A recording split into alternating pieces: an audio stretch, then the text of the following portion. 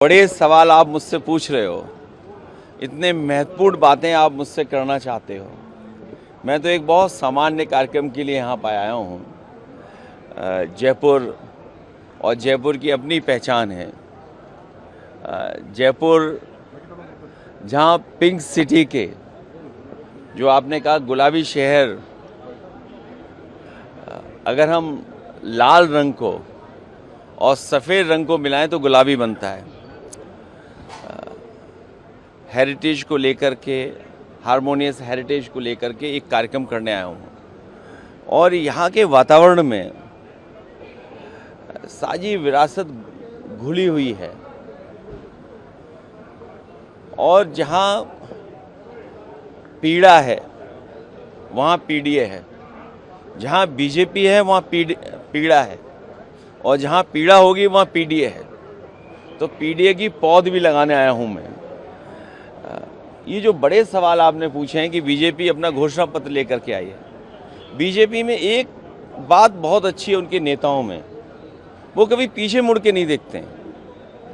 वो जो बात कह देते हैं एक बार को, वो पूरी हुई है कि नहीं हुई है उस तरफ नहीं देखते हैं। कभी उन्होंने कहा था कि किसान की आय दोगुनी होगी, और मुझे नहीं पता है कि जयपुर में ये बातें रखी होंगी बीजेपी ने कि नहीं, लेकिन आय दोगुनी की बात की थी। लेकिन महंगाई का अगर हिसाब किताब लगाए तो किसान की आय कितनी बड़ी होगी।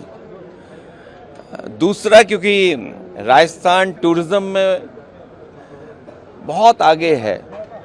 आपके बगल के शहर में, आगरा में, बीजेपी के लोग कह के गए थे कि $1 ट्रिलियन की इकोनॉमी टूरिज्म की बना देंगे। अगर आगरा की $1 ट्रिलियन की इकोनॉमी बन सकती है तो जयपुर की तो और ऊपर बन सकती है। लगता तो ये है इन दिनों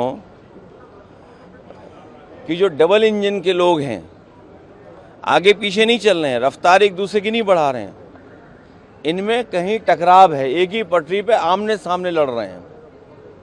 और फिर हमें और आपको सबको सपना दिखाया था कि विश्व गुरु बन जाएंगे। ये मौका भारत सरकार ने और बीजेपी ने खोया है। अगर प्रधानमंत्री चाहते, इजराइल के दौरे के बाद वो ईरान में उतर जाते जैसे पाकिस्तान में उतरे थे, तो शायद दुनिया आज उन्हें विश्व गुरु के नाम पर और विश्व गुरु के रूप में पहचानते। लेकिन अब तो पता लग रहा है कि पाकिस्तान के चाचा वो सब चीज़ें कर रहे हैं जो उन्हें करनी चाहिए थी हमारे यहाँ विश्व गुरु जी को। शंकराचार्य जी को जान से मारने का धमकी मिली है, शंकराचार्य जी को ऑडियो वायरल है। हमारे पूजनीय शंकराचार्य को हर जगह अपमानित कर रहे हैं बीजेपी के लोग। सरकारें बीजेपी की हैं, इसलिए सुरक्षा देने की जिम्मेदारी भी बीजेपी की है। हुमायूं जी का कल से पश्चिम बंगाल में ऑडियो वायरल हो रहा है, एआईएमके ने उससे भी गठबंधन तोड़ लिया है सर। हुमायूं को भी उसमें मैं अभी ज़्यादा नहीं कहूँगा, लेकिन कुछ जानकारी हमें भी मिली है और उन दलों का तालमेल भारतीय जनता पार्टी से बहुत गहरा रहा है। जी, महिला आरक्षण बिल लेकर के सरकार आ रही है और फोकस ये कह रहे हैं कि लीडरशिप हम महिलाओं को बहुत ज़्यादा देने की तैयारी कर रहे हैं। आधी आबादी का जिक्र उन्होंने किया। किस तरीके से आप इसे देख रहे हैं?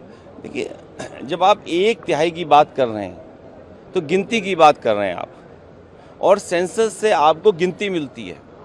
आप 2011 का सेंसस मान करके आप देना चाहते हो, आप सेंसस के बाद क्यों नहीं देना चाहते हैं? और लागू कब होगा? लागू 29 के में होगा जा करके।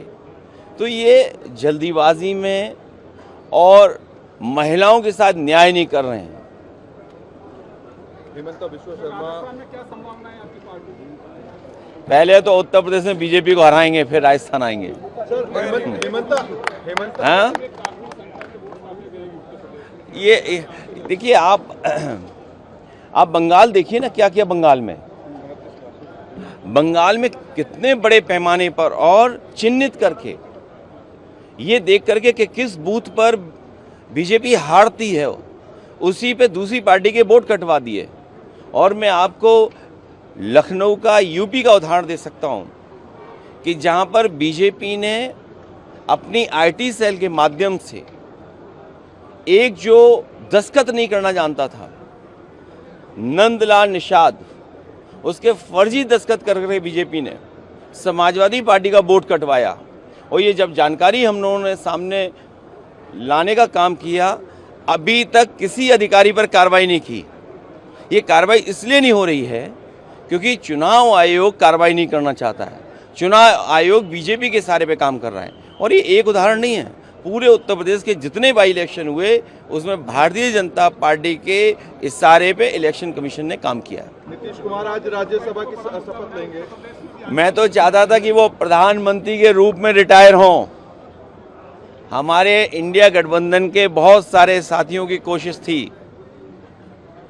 कि वो प्रधानमंत्री बनकर के रिटायर होते, लेकिन अब सुनने में आ रहा है और लग रहा है कि राज्यसभा के सदस्य के रूप में वो रिटायर हो जाएंगे।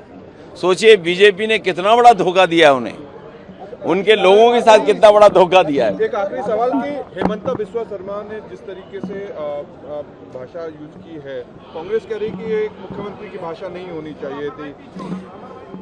अगर कभी हमारे मुख्यमंत्री जी की भाषा सुननी हो तो ANI पे सुन लेना आप।